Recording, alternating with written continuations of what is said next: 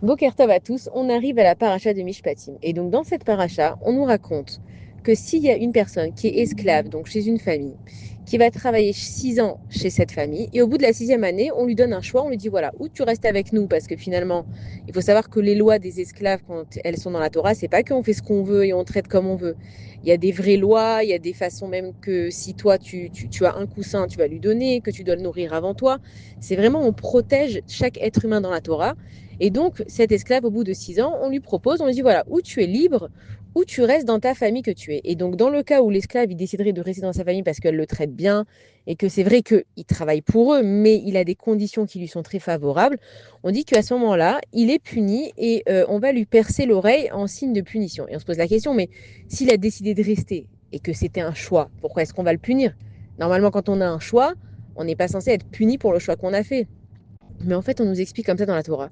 C'est que on doit être esclave de personne, à part Akadash Baruch Hu. Même Akadash Baruch Hu, quand on dit qu'on est les esclaves d'Akadash Baruch Hu, nous, on croit aujourd'hui, d'accord, qu'on va servir Akadash Baruch Hu, qu'on est obligé de faire des choses. Et on verra que ceux qui peuvent le voir déjà dans ce monde, c'est une grande ma'ala, c'est une grande grandeur. Mais on le comprendra après 120 ans que tout ce qu'on a fait, c'était pour nous. Parce que tout ce qu'on a récolté, tout le travail qu'on a fait, c'était pour construire notre Olam Abba. Donc en aucun cas, j'ai servi Akadash Baruch Hu parce que c'était la volonté d'Akadash Baruch Hu. Mais c'est quoi la volonté de Dieu? C'est que moi, en fait, j'ai le meilleur dans ma vie. Donc Hachem, il va me demander dans cette vie ici de faire du travail, de travailler sur moi, sur mes midotes, sur mes traits de caractère. Moi, je pense que je fais ça que pour Akadosh Baruch Hu, alors qu'un jour, ce sera pour récolter ce que j'ai semé. Et donc, on est en train de dire à cet esclave, mais comment ça se fait qu'on te propose une liberté et tu décides de continuer à être l'esclave d'un être humain et tu as oublié en fait que tu as un Dieu. Tu as oublié que si tu es... Lui, pourquoi il va rester? Parce qu'il a des bonnes conditions, parce qu'on le traite bien, mais il va faire confiance à un être humain qui est de chair et de sang, à la place de se dire, bon, maintenant que j'ai fini ce que je devais faire et que j'ai le choix de me mettre en dessous d'Akadash Baruch Hu, j'ai encore préféré me remettre donc avec sous un être humain. Et quand on va lui mettre un trou dans l'oreille, c'est pourquoi l'oreille? Parce qu'avec l'oreille, on a entendu que le seul Dieu qu'on doit avoir, c'est Akadash Baruch Hu. Et celui-là qui n'a pas entendu ça, alors il est puni par son oreille en lui disant, mais t'as pas entendu qu'il n'y a que Akadash Baruch Hu sur qui tu dois compter, même pas un être humain, même si la Torah, elle a donné des lois pour les êtres humains entre nous, qu'on se conduise bien avec les autres, il n'y a que Akadosh Baruch Hu en qui tu peux avoir confiance. Et donc, Mishpatim, c'est des lois. Alors, on sait qu'après 120 ans, Bezrat Hashem, on va aller donc au ciel. Et là-bas, on va avoir un juge. Alors, un jugement, pardon. Et on nous dit qu'on aura chacun le juge de sa génération. Pourquoi? Parce que, en fonction de la génération dans laquelle on est, il y a des épreuves auxquelles on a affaire. Ça veut dire que. Désolée. Alors, ça veut dire que moi, dans ma génération, j'ai pas les mêmes épreuves qu'il y a trois quatre générations. Donc, on va me juger vraiment en fonction de la génération dans laquelle je vis. Et c'est pour ça qu'on n'aura aucune excuse. Même si j'arrive après 120 ans et je dis non, mais regarde, Hachem, aujourd'hui, il y avait les téléphones, la technologie.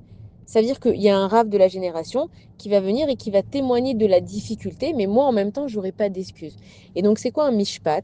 C'est qu'on va prendre les pour, on va prendre les contre.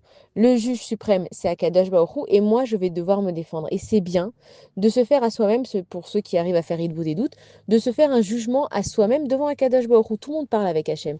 Et d'exposer devant Akadosh Baruch Hu ses points positifs et en même temps ses points négatifs. Parce que si je viens et que toute la journée, j'essaye seulement de me défendre, non mais Hachem, c'est pas ma faute, non mais c'est lui, non mais c'était comme ça, mais aujourd'hui j'étais de mauvaise humeur, et là j'avais pas d'argent, et là je pouvais pas. Il faut savoir qu'Hachem, il est émet. Il va juger exactement ce qu'il y a dans mon cœur.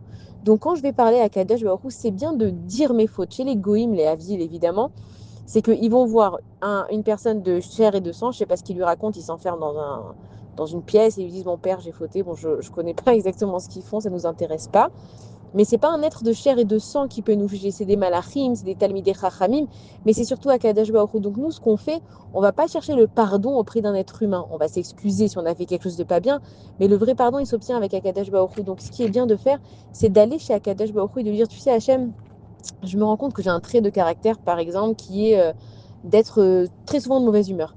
Et donc, dans le fait que je suis de mauvaise humeur, je vais mettre une très mauvaise ambiance chez moi, à la maison. Ou alors, à Kadesh Baruch Hu, j'ai un trait de caractère qui fait que je suis quand même égoïste, je suis très centrée sur moi-même. Maintenant, c'est difficile, d'accord, d'avouer ses fautes. Mais il n'y a pas une plus grande là, une plus grande grandeur que d'avouer ses fautes ici devant un Kadesh Baruch Hu. Pourquoi? Parce que quand tu ouvres ici ton dossier, et que tu l'exposes devant Akadosh Baruch Hu, tu es en train de faire tes choix puisque tu avoues ce que tu as fait. Qu'est-ce qu'on demande dans un jugement? C'est d'avouer ses fautes. Une personne qui avoue ses fautes, faute avouée, à moitié pardonnée. Pourquoi à moitié? Parce que maintenant, il te reste à réparer la faute. Mais une fois que ton âme, elle a quitté ton corps, que tu te trouves devant le tribunal céleste, comment tu vas réparer ton action? Puisqu'il n'y a que dans le monde ici qui est physique et matériel que tu peux réparer ton action. Donc quand tu arrives en haut, d'accord? Si on a de la chance, on revient en Gilgoul. Et c'est vraiment si on a de la chance. Maintenant, on sait que nous, on s'approche vraiment de la fin des temps, ça veut dire qu'il n'y aura plus vraiment de Gilgoul qui va être possible et dans quel état les Gilgoulim vont revenir. Sinon, ça va être des Neshamot qui vont attendre qu'on monte, qu'on fasse des Kaddish pour eux, qu'il y ait quelqu'un qui puisse expier leurs fautes. Donc il faut comprendre que quand on dit Mishpatim, c'est que le loi, ce monde, il est fait de Mishpatim, il est fait de jugement. Et de la même façon que quand je vais être jalouse, par exemple, d'une autre personne, pourquoi il ne faut pas être jaloux? Qu'est-ce qu'il y a de mal d'être jaloux si je suis jaloux dans mon cœur? Ça veut dire qu'à ce moment-là, j'ai émis un jugement contre cette personne. Donc, dans le Shamaïm, ils vont ouvrir son dossier et ils vont vérifier pourquoi est-ce que cette personne, elle étale, par exemple, sa richesse devant tout le monde. Est-ce qu'elle mérite vraiment d'être riche parce que voilà, elle fait du mal aux autres. Mais en même temps, on va demander qui c'est qui a ouvert ce tic, qui c'est qui a ouvert ce dossier, et on va juger la personne qui a été jalouse aussi. Donc en fait, le monde, il est vraiment basé sur des mishpatim. Et on sait, on le dit à Kippour, on dit que Akadosh Baruch Hu ou Hamelech HaMishpat, c'est lui le juge suprême. Donc si moi je vais aujourd'hui et que je vais devant Akadosh Baruch Hu, devant le juge suprême, et que j'expose mes fautes devant Akadosh Baruch Hu, et je lui dis Hachem, tu sais, je sais que j'ai tel et tel trait de caractère qui fait que je me conduis comme ça. Et Hachem, je ne vais pas chercher tout le temps à accuser l'autre, et lui, et mon boss, et le travail, et ma voiture, et ma belle-mère, et mon beau-père, et mes parents, et mon mari, peu importe, mais que je vais dire à Akadosh Baruch Hu, voilà qui je suis, voilà ce que je suis. Maintenant, Akadosh Baruch Hu, c'est quelque chose qui est à l'intérieur de moi, qui est plus fort que moi. Hachem, est-ce que tu peux m'aider à ne plus tomber dans ce piège? Ça veut dire qu'il faut savoir avouer sa faute, reconnaître sa faute, demander de l'aide à Kadosh Baruch Hu de plus la refaire et ensuite essayer de se mettre en action. Et c'est pour ça qu'on te dit que par exemple, imaginons que tu as un gros lachonara à faire, mais un truc de ouf que tu as envie de balancer. Et que toi, tu t'es retenu même 1 heure de le faire et tu l'as sorti 1 heure après. Ce 1 heure-là où tu t'es retenu, pour toi, c'était énorme et ça t'est compté dans le Shamaïm comme une teshuva. Bien sûr, le lendemain, tu vas essayer de tenir 2 heures jusqu'à ne plus arriver à le faire. Mais tu peux pas faire tout d'un coup. On peut pas faire tes choubas d'un coup et devenir des tzadikim. C'est pour ça que le monde, il a un rythme et que notre neshama aussi, elle a un rythme.